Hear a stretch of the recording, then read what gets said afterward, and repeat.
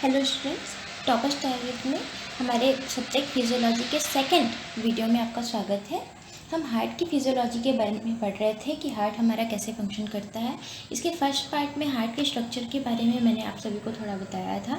अब हम हार्ट में ब्लड का फ्लो या हार्ट ब्लड को पंप किस प्रकार करता है इसके बारे में पढ़ेंगे। ठीक है, ये स्ट्रक्चर हमने लास्ट वीडियो में भी देखा था। इसमें ही अभी हम फिजियोलॉजी को समझेंगे कि हार्ट किस प्रकार से कार्य करता है। ठीक है, सबसे पहले मैंने आपको जो बताया था उसे हम रिकॉल कर लेते हैं कि हमारे हार्ट का जो लेफ्ट पार्ट होता है वो हमेशा ऑक्सीजनेटेड ब्लड कैरी करता है। ठीक है, जबकि राइट पार्ट होता है उसमें डीऑक्सीजनेटेड ब्लड होता है, अर्थात उसमें जो ब्लड पंप होता है उसमें ऑक्सीजन नहीं पाई जाती। ठीक है, जबकि जो लेफ्ट साइड है उसमें होने वाले जो ब्लड है उसमें क्या पाया जाएगा, ऑक्सीजन पाया जाएगा। यहाँ पे आपको ध्यान ये रखना है कि ऑक्सीजन वाला ब्लड और बिना ऑक्सीजन वाला ब्लड दोनों एक साथ हार्ट से पंप होते रहता है। ऐसा नहीं है कि एक टाइम में लेफ्ट साइड पार्ट काम कर रहा है हार्ट का, दूसरे टाइम में राइट साइड काम कर रहा है, ऐसा नहीं होता। दोनों पार्ट साथ काम करते जाते हैं और एक बार जो हार्ट पंप करता है वो एक कार्डियक साइकिल हमारा होता है, जिसके बारे में हम आगे पढ़ेंगे। आज हम थोड़ा सा देख लेते हैं कि ये फंक्शंस किस प्रकार से करते हैं, किस प्रकार आर्टरी में जाता है, आर्टरी से कैसे पूरे शरीर में जाता है, या किस प्रकार ब्लड हार्ट तक पहुंचता है, किस प्रकार वेन्स काम करती हैं, इसको हम समझ लेते हैं। तो सबसे पहले आप इस बात को समझिए कि हमारे शरीर में ऑक्सीजन का एकमात्र सोर्स होता है जो हम सांस लेते हैं। ठीक है, रेस्पिरेशन की क्रिया करते हैं लंग्स के माध्यम से, उसके द्वारा हमको ऑक्सीजन मिलती है। अब यह ऑक्सीजन लंग्स में पहुंचने के बाद डिफ्यूज़न या जिसे हम बोलते हैं विसरण, डिफ्यूज़न या विसरण की प्रक्रिया के द्वारा क्या होती है, वह ब्लड में पहुंचती है। देखिए, जिसका कंसंट्रेशन हाई होता है वह लोअर कंसंट्रेशन की ओर जाता है, ऐसा हम जानते हैं विसरण में या फिर डिफ्यूज़न में होता है। तो जो ब्लड लंग में जाता है उसमें ऑक्सीजन की मात्रा कम होती है और कार्बन डाइऑक्साइड की मात्रा ज़्यादा होती है, और जो हम सांस लेते हैं उसमें कार्बन डाइऑक्साइड की मात्रा कम होती है, ऑक्सीजन की मात्रा ज़्यादा होती है। तो ये दोनों आपस में एक्सचेंज हो जाते हैं। Higher concentration of carbon dioxide से ज़्यादा कार्बन डाइऑक्साइड लोअर कंसंट्रेशन की ओर चला जाता है। ऑक्सीजन क्या होगा, तो वो हायर कंसंट्रेशन जो कि हमने सांस ली हुई हवा में ज़्यादा है वहाँ से हमारे ब्लड में जहाँ पे ऑक्सीजन का लोअर कंसंट्रेशन है वहाँ पर आ जाता है। अब यह जो ब्लड है जिसमें ऑक्सीजन की मात्रा ज़्यादा है, ठीक है, ऑक्सीजन की मात्रा ज़्यादा, यह कहलाएगा ऑक्सीजनेटेड ब्लड।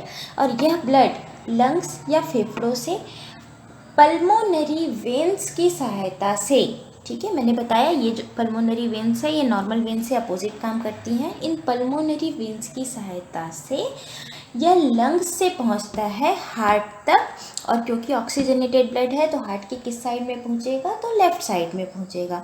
लेफ्ट साइड में देख रहे हैं कि यह लेफ्ट एट्रियम में इंटर करता हुआ आपको दिखाई दे रहा है। यहाँ से लेफ्ट एट्रियम में जो पल्मोनरी वेन से ब्लड आ रहा है वह जाता है लेफ्ट वेंट्रिकल में, किस वॉल्व को पार करते हुए, तो बाइकस्पिड वॉल्व को पार करते हुए जाता है। अब जब लेफ्ट वेंट्रिकल में ब्लड पहुंचता है तो यहाँ से अब जो लेफ्ट वेंट्रिकल कहाँ भेजेगा, एओर्टा में भेजेगा, महाधमनी में भेजेगा। और एओर्टा या महाधमनी जो होती है इसका फंक्शन होता है कि ये छोटी छोटी धमनियों में या छोटी छोटी आर्टरीज में बटकर फिर आर्ट्रियोल्स में, धमनिकाओं में बटकर पूरे शरीर में इस ऑक्सीजन वाले ब्लड को पहुंचाती है।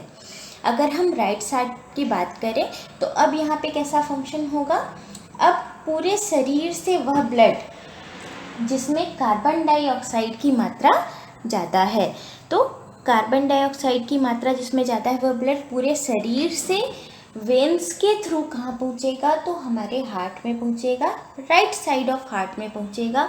अगर वो नीचे से आएगा तो पश्च महाशिरा से, ऊपर से आएगा तो अग्र महाशिरा से, या सुपीरियर वेना कावा और इंफीरियर वेना कावा इनको कहा जाता है। ऊपर सुपीरियर, नीचे इंफीरियर वेना कावा। ये दोनों वेना कावा या महाशिराएं अपना ब्लड पहुंचाती हैं राइट एट्रियम में, राइट एट्रियम या दायां आलिंद में। ठीक है, दायां आलिंद से यह ब्लड जाता है राइट वेंट्रिकल में, किसको पार करते हुए जाएगा, तो ट्राइकस्पिड वॉल्व को पार करते हुए जाएगा। ट्राइकस्पिड वाल्व में पहुंचने के बाद वहां से यह नीचे वेंट्रिकल में पहुंचा। अब वेंट्रिकल से यह वापस जाता है पल्मोनरी वाल्व से होते हुए पल्मोनरी आर्टरी में। अब क्योंकि आप देख सकते हैं कि ब्लड वेंट्रिकल की ओर आ रहा है और उसके बाद फिर वेंट्रिकल से पल्मोनरी की ओर जा रहा है, मतलब उसकी गति कैसी है, पहले वो नीचे आ रहा फिर ऐसे ऊपर जा रहा। अब इस तरह से वापस भेजने पर ब्लड पुनः एट्रियम में जा सकता था। तो इसी से ही बचाने का काम कौन करते हैं, ये बाइकस्पिड और ये ट्राइकस्पिड वाल्व्स करते हैं। तो राइट वेंट्रिकल से पल्मोनरी आर्टरी में गया यह ब्लड, कौन सा ब्लड, तो डीऑक्सीजनेटेड ब्लड या ऑक्सीजन रहित रक्त जो है वह गया। और मैंने पहले भी बताया है कि पल्मोनरी आर्टरीज सामान्य आर्टरी से अपोजिट बिहेव करती हैं, अर्थात यह ऑक्सीजनेटेड ब्लड को कैरी नहीं करके डीऑक्सीजनेटेड ब्लड कैरी करती हैं। और यह ब्लड को लेके जाता है कहाँ पर, लंग्स में लेकर जाता है, जहाँ पे फिर डिफ्यूज़न की क्रिया होती है और इस रक्त में जो कार्बन डाइऑक्साइड की मात्रा है वो वायुमंडल में छोड़ी जाती है और ऑक्सीजन की मात्रा हमारे श्वास के माध्यम से जो हमने ली है ऑक्सीजन उसको इस ब्लड में डाला जाता है, जिसे पुनः पल्मोनरी वेन्स लेती हैं वापस और उसको ले आती हैं लेफ्ट एट्रियम में और एट्रियम से वेंट्रिकल में, वेंट्रिकल से एओर्टा में, एओर्टा से हमारी पूरी बॉडी में, पूरी बॉडी से फिर डीऑक्सीजनेटेड ब्लड पुनः कहाँ चला जाएगा, तो इंटीरियर और सुपीरियर वेना कावा में, वेना कावा से राइट एट्रियम में, राइट एट्रियम से राइट वेंट्रिकल में, राइट वेंट्रिकल से वो पल्मोनरी आर्टरी से होता हुआ पुनः लंग्स में पहुंच जाता है। तो इस प्रकार एक हमारे हार्ट में पंप करने का साइकिल कंप्लीट होता है और ऐसा हमारा हार्ट दिन भर प्रतिदिन पूरे हमारे जीवन भर करता रहता है। और इसलिए ही यह पंप करने का कार्य बहुत आवश्यक है, क्योंकि बिना हार्ट के द्वारा प्रेशर दिए रक्त हमारे शरीर में एक स्थान से दूसरे स्थान पर नहीं पहुंच सकता है। तो स्टूडेंट्स, आज तो ये हो गया कि ब्लड किस प्रकार पंप होता है हार्ट से, राइट साइड से और लेफ़्ट साइड से। इसके अलावा भी बहुत सारे टॉपिक्स हार्ट में हैं, ठीक है, जिनको हम आगे पढ़ेंगे, जैसे इलेक्ट्रोकार्डियोग्राम के बारे में हो गया, कार्डियक इनपुट के बारे में हो गया, वो हमारे नेक्स्ट वीडियो में हम जानेंगे, जो कि फिजियोलॉजी ऑफ हार्ट का पार्ट 3 कहलाएगा।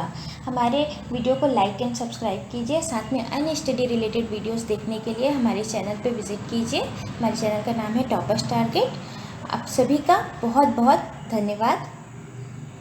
आगे भी हमारे वीडियो से जुड़े रहें, प्लीज़ लाइक एंड सब्सक्राइब ज़रूर कीजिएगा टॉपर्स टारगेट में। Thank you.